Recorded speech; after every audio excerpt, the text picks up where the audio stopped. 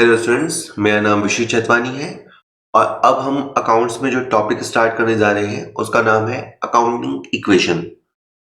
जब आप accounting equation पढ़ेंगे तो बार बार आप एक शब्द पढ़ेंगे A equal to L plus C. इसका मतलब होता है कि जो असेट होते हैं वो लायबिलिटीज और कैपिटल के बराबर होते हैं। ओके, मैं एक बार बताने की कोशिश करता हूँ। मान लीजिए कि ये हमारा बिजनेस है, ठीक है। तो इस बिजनेस के अंदर हमारे पास जो भी असेट है जैसे कैश, मशीन, स्टॉक, फर्नीचर, मान लीजिए कि ये सारा असेट्स मिला के 20 लाख का है। तो सोचो जरा कि बिजनेस के अंदर 20 लाख कहां से आया होगा। या तो 20 लाख रुपए ओनर ने लगाया होगा या ये 20 लाख रुपए बाहर का होगा। अगर बिजनेस के अंदर 20 लाख के असेट्स हैं तो या तो ये ओनर ने प्रोवाइड किए होंगे जिसे कैपिटल कहेंगे, या ये बाहर के लोगों से मिले होंगे जिसे हम लायबिलिटी कहेंगे। यानी व्यापार में जो भी पैसा होता है वो ओनर का या बाहर से आया हुआ होता है। इसी इक्वेशन को हम सीखेंगे, लेकिन इसको सीखने के लिए पहले मैं आपको असेट, लायबिलिटीज और कैपिटल के बारे में कुछ बातें बताऊंगा। पहली शुरुआती वीडियोस में हम इनके बारे में बात करेंगे और फिर अकाउंटिंग इक्वेशन क्या होता है, उस पर प्रभाव कैसे होता है, उन चीजों को भी अपन लर्न करेंगे। ठीक है, सो आराम से चलते हैं।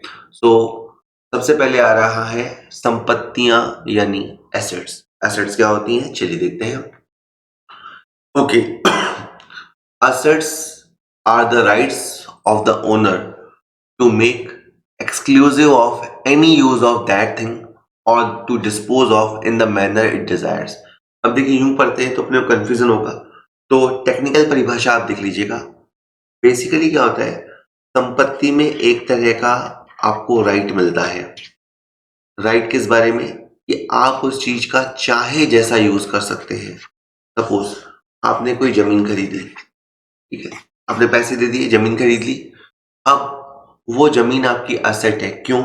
क्योंकि आप चाहो तो उस पर फैक्ट्री लगाओ, आप चाहो तो उस पर दुकान बनाओ, आप चाहो तो गार्डन बनाओ, आप चाहो तो घर बनाओ, आप चाहो तो उसे रीसेल कर दो, किराए पे दे दो, कुछ भी कर दो।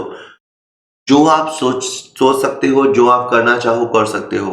तो असेट्स यही होते हैं। हिंदी में हमारे पहले एक सर थे तो वो कहते थे, दो शब्द बोलते थे। एक होता था शब्द परिग्रह और एक शब्द बोलते थे पावड़े।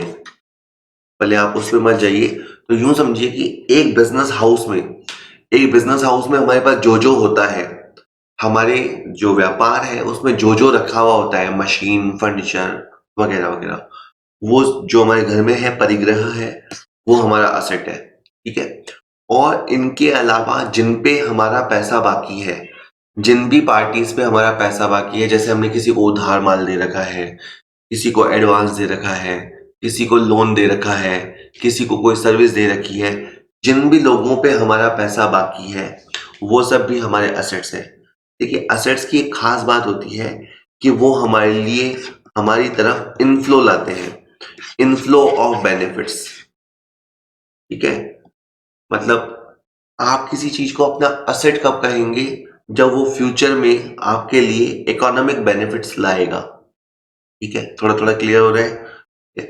असेट फिजिकल चीजें भी हो सकती है, जैसे मैं बार बार बोल रहा हूँ, मशीन, कार, कंप्यूटर, ये सब फिजिकल चीजें भी हो सकती हैं, या वो पार्टीज भी हो सकती हैं जिन पे हमारा पैसा बाकी है और जब हम उन्हें कहेंगे या समय जब आएगा तो वो हमें पैसे दे देंगे। तो ये असेट्स होते हैं।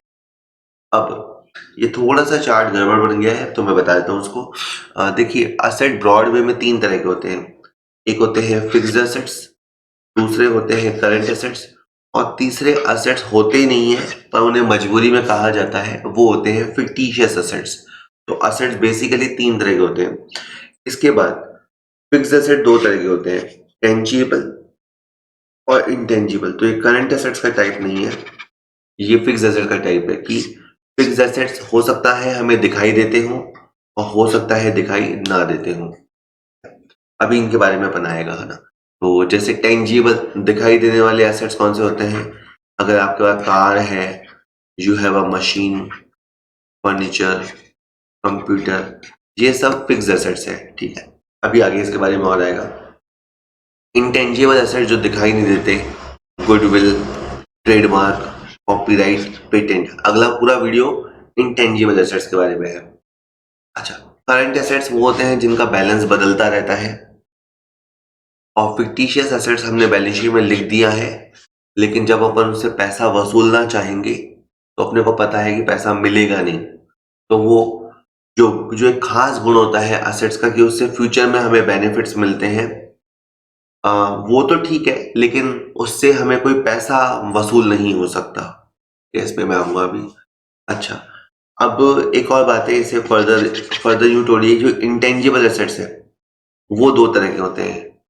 इंटेंजिबल एसेट्स की हो सकता है कोई वैल्यू हो, यानी हमें उनसे पैसा मिल सकता हो, और हो सकता है कि हमें उनसे कोई पैसा ना मिल सकता हो। तो जो वैल्यूलेस इंटेंजिबल एसेट्स होती हैं उनको ही अपन फिक्टिशियस एसेट्स कहते हैं। ठीक है? तो मोटे तौर पे आपको समझ में आया। अभी आगे और ये आएगा, फिर मैं जल्दी जल्दी बोलता हूँ। एसेट्स तीन तरह के होते हैं, fixed assets, current asset, fictitious assets.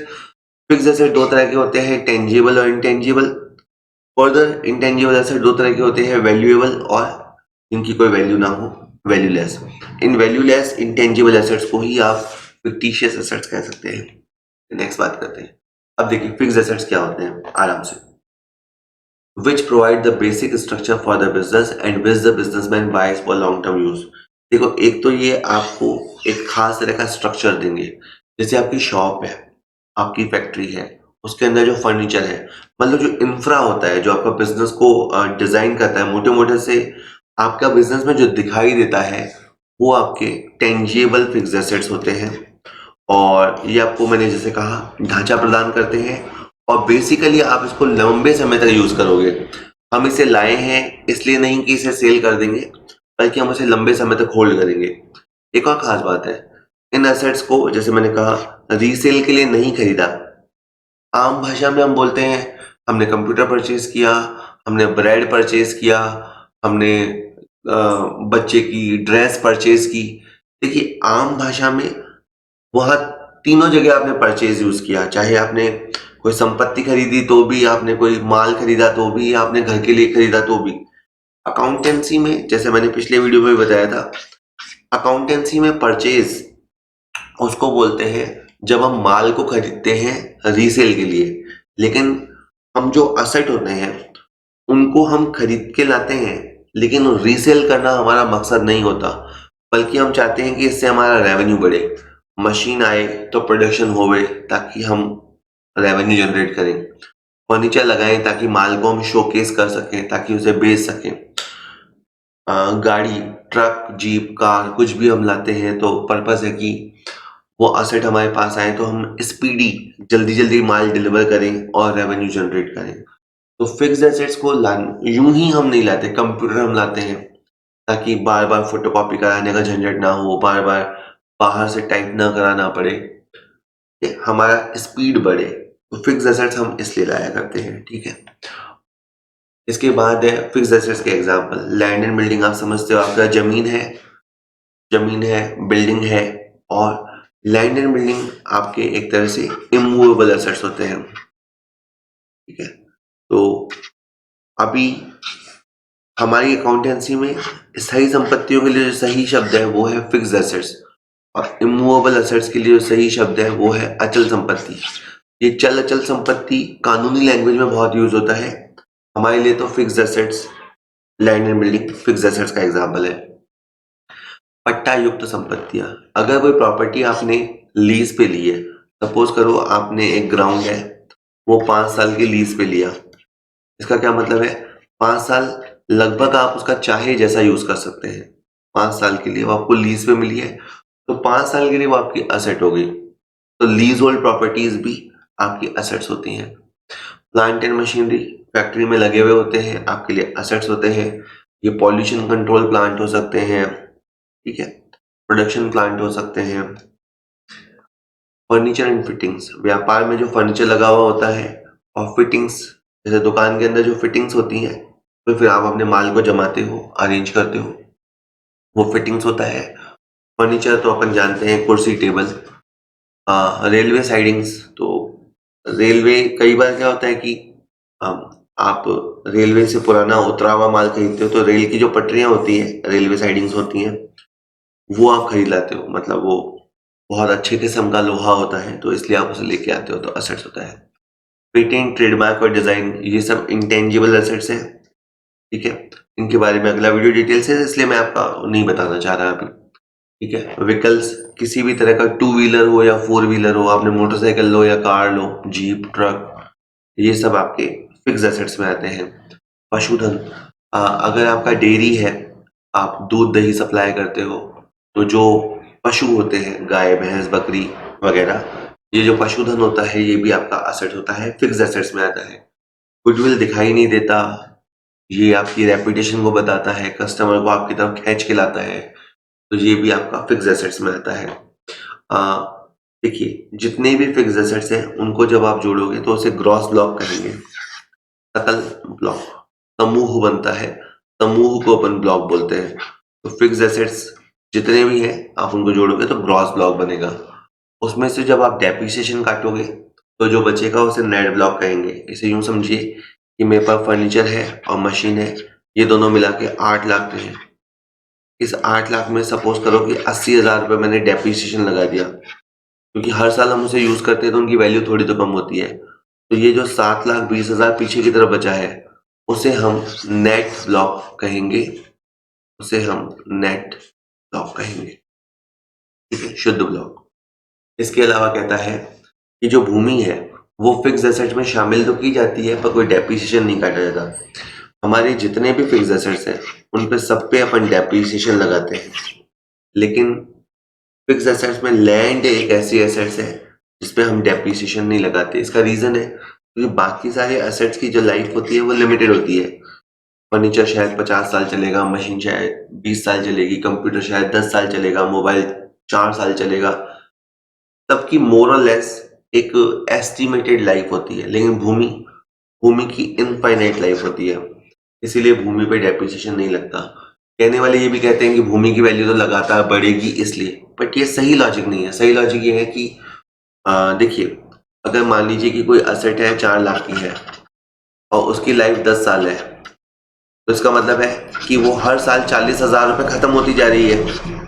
4 lakh की असेट्स, 10 साल की लाइफ, तो 40,000 डेप्रिसिएशन हुआ। पर अगर मान लीजिए 4 लाख की असेट्स है और 50 साल की लाइफ है, तो फिर आपको डेप्रिसिएशन मात्र 8,000 लगाना पड़ेगा। लेकिन अगर 4 लाख की असेट्स हो और उसकी लाइफ इनफाइनाइट हो, तो फिर आप कैसे डिसाइड करोगे? तो इसीलिए जो जमीन होती है उस पर डेप्रिसिएशन नहीं लगता, लैंड पे डेप्रिसिएशन नहीं लगता। जब हम लैंड एंड बिल्डिंग भी बोलते हैं, तो जो आपका बिल्डिंग वाला पार्ट होता है, यानी जो आपका कंस्ट्रक्शन होता है, जो आपका स्ट्रक्चर होता है, उस पर डेप्रिसिएशन लगता है। इसके बाद अब एक टॉपिक आता है वेस्टिंग असेट्स। पहले मैं आपको बता देता हूँ, फिर अपन यहाँ से भी पढ़ लेंगे। देखिए, अगर मान लीजिए कि आपके पास कोई तेल का कुआं है, मान लीजिए अपने कंट्री में तो इतने नहीं होते, अरब कंट्रीज में होते हैं, खाड़ी देशों में होते हैं, और मान लीजिए एक तेल का कुआं है, तो क्या होगा? उसमें से आप तेल निकालते जाओगे, उस निकालने को बोलते हैं एक्सट्रैक्शन। तो जैसे जैसे आप उस तेल के कुएं में से तेल निकालते जाओगे तो एक दिन वो आके खाली हो जाएगा, एक दिन आके वो खत्म हो जाएगा। दूसरा एग्जाम्पल लेते हैं, मान लीजिए कोई खान है, खान को अपन बोलते हैं माइन है, और मान लेते हैं स्टोन माइन है। तो एक स्टोन माइन है, तो आप जैसे जैसे उसमें से स्टोन निकालते जाएंगे, है ना, उत्कर्षण करते जाएंगे, विदोहन करते जाएंगे, ठीक है, तो वो स्टोन उसमें से खत्म होता जाएगा, चाहे वो कोटा वाला पत्थर हो, ठीक है, जिसको कोटा स्टोन बोलते हैं, आपका मार्बल ग्रेनाइट हो, हर्बल हो, ग्रेनाइट हो, उसको आप जैसे जैसे निकालेंगे तो वो खत्म होता जाएगा। तो वो क्षयशील संपत्ति हुआ, वेस्टिंग असेट्स हुआ। इसी तरह मान लीजिए आपका कोल माइन है, ठीक है, आप कोयल माइन में से जैसे जैसे कोयला निकालते जाओगे उसके बाद वो कोयला खत्म हो जाएगा। तो वेस्टिंग असेट्स और नॉर्मल फिक्स एसेट में क्या फर्क है? देखो, मशीन जो होती है ना, मशीन रॉ मटेरियल को फिनिश गुड्स में कन्वर्ट करती है और करती जाती है, उसमें मशीन कभी खत्म नहीं होती है। रिपेयरिंग की जरूरत पड़ सकती है पर मशीन कभी खत्म नहीं होती है। वेस्टिंग असेट्स खुद खत्म हो जाती है, ठीक है, ये थोड़ा सा आप फर्क समझो। मैं फिर बोलता हूँ, मशीन प्रोडक्शन करती जाएगी, ठीक है, फर्नीचर प्रोडक्शन में मदद करेगा, कंप्यूटर प्रोडक्शन में मदद करेगा, लेकिन वो चीजें खुद खत्म नहीं होती। लेकिन ये जो वेस्टिंग एसेट्स होती हैं, ये समय गुजरने के साथ या जैसे-जैसे अपन उसके में से चीज़ें निकालते जाते हैं, उसके साथ वो समाप्त हो जाती हैं। ठीक है?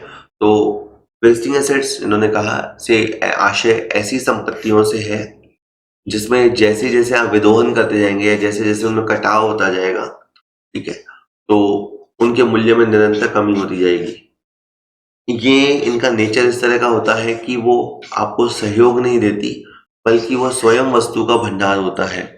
तो जो भी माइन्स होते हैं, जो भी तेल के, गैस के कुएँ होते हैं, जो भी जंगल होते हैं, देखिए, जंगल में भी क्या होगा, मान लीजिए आपने एक जंगल खरीद लिया पूरा, या जंगल का एक पार्ट खरीद लिया, उसमें जैसे-जैसे आप लकड़ी निकालते जाएँगे, तो फिर जंगल खाली हो जाएगा। तो ये आपके वेस्टिंग एसेट्स होते हैं।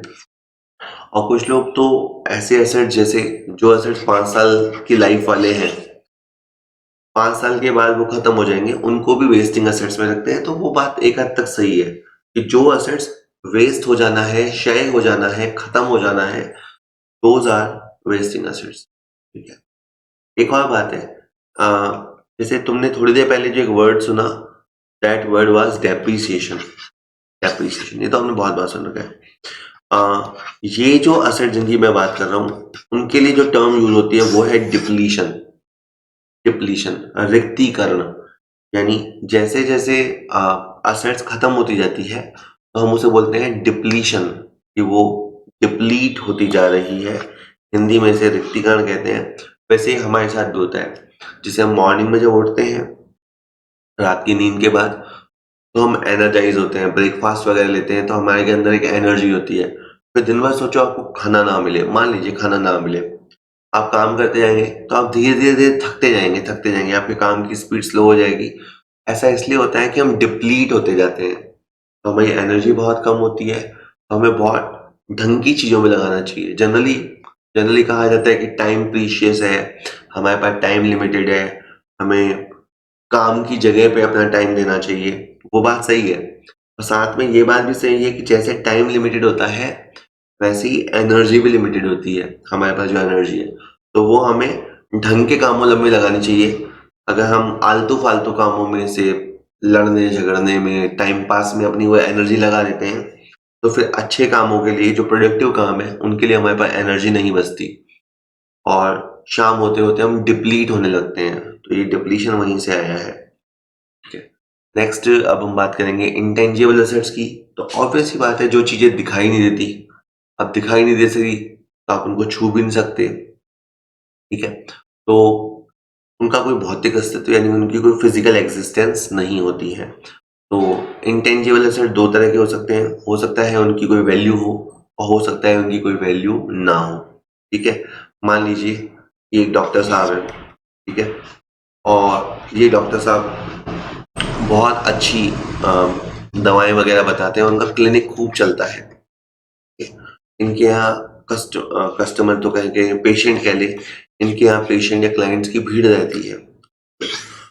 तो होगा क्या कि जब ये लगातार सर्विसेज़ अच्छी देंगे, तो इनका बाज़ार में बहुत अच्छा नाम हो जाएगा और शहर में बहुत अच्छा नाम हो जाएगा। भले ही इनका क्लिनिक छोटा हो या बड़ा हो, ठीक है?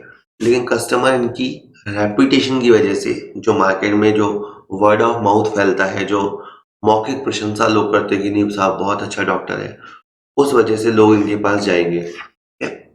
तो ये जो है, ये इनकी गुडविल है। अब आप ये कहेंगे हाँ ठीक है, गुडविल अगर है भी तो ये एसेट कैसे हो गया? देखो, ये डॉक्टर साहब नहीं चाहेंगे, लेकिन अगर ये चाहें तो ये अपनी ये जो इन्होंने प्रैक्टिस जमाई है, ये जो करते हैं उसको प्रैक्टिस बोलते हैं। ये चाहें तो अपनी इस प्रैक्टिस को सेल कर सकते हैं। वो कैसे होगा? जैसे सपोज़ करो ये एक नया डॉक्टर है। ये मान लीजिए अभी-अभी शहर में आया है या अभी-अभी इसने अपनी एमबीबीएस की पढ़ाई पूरी की है, ठीक है? इसे पता है, इस नए वाले को पता है कि अभी अगर मैं अपना क्लिनिक खोलूँगा, तो मेरे पे बहुत कम लोग ट्रस्ट करेंगे, बहुत कम लोग मेरे पास आएँगे। और ये वाला चूँकि पुराना है, तो इसके पास तो कस्टमर्स ऑलरेडी आते हैं। सपोज़ करो कि ये इसको पैसे की ज़रूरत है, मान लीजिए इस डॉक्टर को पैसे की ज़रूरत है, या ये बंदा इसको अप्रोच करता है, कैसे भी मान लो। ये बंदा, नया वाला डॉक्टर, इन्हें कहता है कि मैं आपको 20 लाख रुपए अलग से दूँगा। अलग से मतलब मतलब जो आपकी क्लिनिक की वैल्यू है, इसके अंदर क्लिनिक के अंदर जो बिल्डिंग है, जो पार्ट्स हैं, मान लीजिए वो 50 लाख का है, हॉस्पिटल है छोटा-सा। वो 50 लाख तो मैं आपको दूँगा ही दूँगा। मैं आपको 20 लाख रुपए और भी दूँगा। बस आप यानी पुराने डॉक्टर को ये करना है कि उसे प्रैक्टिस बंद कर देनी है और उसकी जगह ये बैठा करेगा, ठीक है? आप अगर ये सोचते हैं कि नया डॉक्टर ऐसे कैसे 20 लाख रुपए दे देगा या क्या?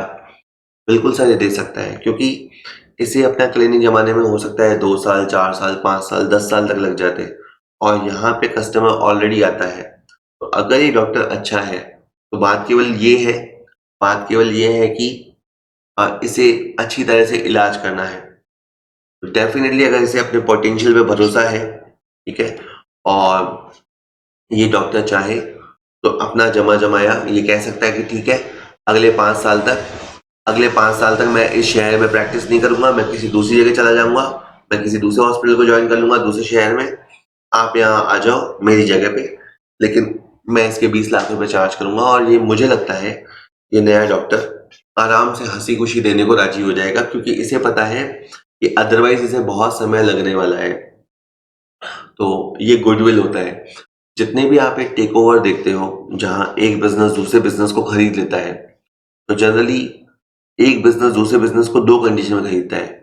या तो एक बिज़नेस बहुत ही मरी हुई हालत में हो, बहुत ही ज़्यादा लॉस में जा रहा हो और वो अपना बिज़नेस सस्ते में देने को तैयार हो, तो हम उसे टेक ओवर कर लेते हैं, ठीक है? क्योंकि उनको चलाना नहीं आता लेकिन हमें तो बिज़नेस चलाना आता है।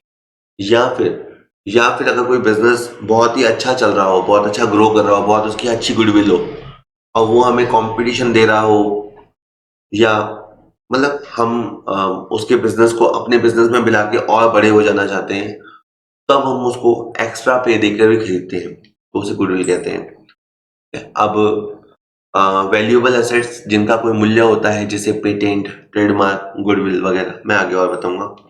अब वैल्यूलेस एसेट्स क्या होते हैं कि आपने उस चीज़ पे पैसा लगा दिया, जैसे सपोज़ करो कोई कंपनी है, वो कंपनी जब बनती है तो शुरू-शुरू में खर्चे होते हैं, उसको बोलते हैं प्रीलिमिनरी एक्सपेंसेस, ठीक है?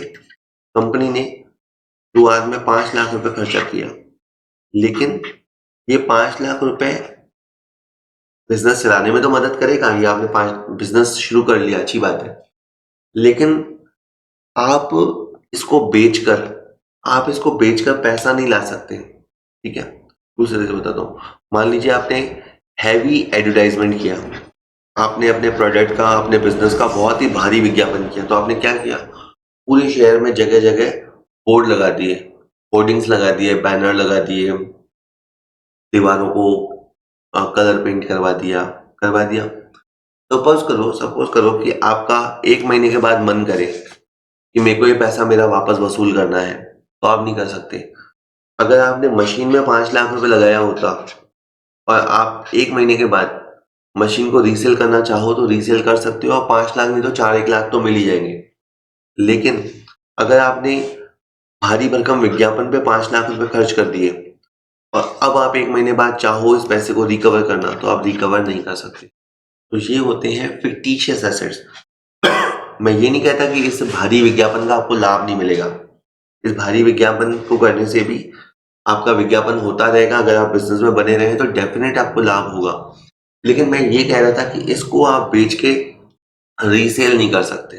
बरोबर? बात है ठीक है। तो एक और बात है, अभी तक मैंने जैसे पहले एक वर्ड बताया डेप्रिसिएशन, फिर बीच में एक वर्ड बताया डिप्लीशन, उसी सीरीज़ में तीसरा एक वर्ड होता है अमोर्टाइज़ेशन। तो ये जो इंटेंजिबल एसेट्स होते हैं, ये भी खत्म होते हैं। हर एसेट्स का लाइफ होता है, ये भी खत्म होते जाते हैं। तो उससे जो नुकसान होता है, उसे अमोर्टाइज़ेशन कहते हैं। फिक्स्ड एसेट्स के खत्म होने को के लिए जो वर्ड हम यूज़ करते हैं, उसकी वैल्यू में जो कमी आती है, उसके लिए हम डेप्रिसिएशन वर्ड यूज़ करते हैं। जो वेस्टिंग एसेट्स हैं, क्षयशील संपत्तियाँ हैं, उनके मूल्य में कमी आने पर जो लॉस होता है, उसे अपन डिप्लीशन कहते हैं। और जो इंटेंजिबल एसेट्स होती हैं, उनकी वैल्यू में जो कमी आती है, उससे जो लॉस होता है, उसके लिए अपन अमोर्टाइज़ेशन वर्ड यूज़ करते हैं। हिंदी में वर्ड होता है अमूर्तीकरण या इसका एक और नाम है प्रत्युत्सर्जन। मृत्यु, उत्सर्जन। ठीक है, अभी आने वाले वीडियोस में अपन लायबिलिटीज पे भी बात करेंगे, कैपिटल पे भी बात करेंगे और फिर अपन अकाउंटिंग इक्वेशन देखेंगे। ठीक है, ये सारे जैसे अकाउंट्स की शुरुआत थोड़ी सी मुश्किल होती है कि कौन सा टॉपिक पहले लें, कौन सा टॉपिक बाद में लें, क्योंकि थोड़ा बहुत सुनने के बाद ही वो समझ में आता है। तो वहीं तक का जर्नी थोड़ा सा टफ होता है। अगर आप कॉमर्स बैकग्राउंड से हैं, थोड़ा बहुत कॉमर्स पढ़ रखा है तो कोई दिक्कत नहीं आती। जो नए-नए कॉमर्स वाले हैं उनको शुरू में थोड़ी-सी दिक्कत आती है। फिर एक बार जब आपके प्रैक्टिकल चैप्टर स्टार्ट हो जाते हैं जर्नल वगैरह से, तो फिर पूरी चीज़ें रिदम में आ जाएँगी। लेकिन जर्नल वगैरह के टॉपिक पे पहुँचने से पहले कुछ टर्म्स समझानी ज़रूरी होती हैं।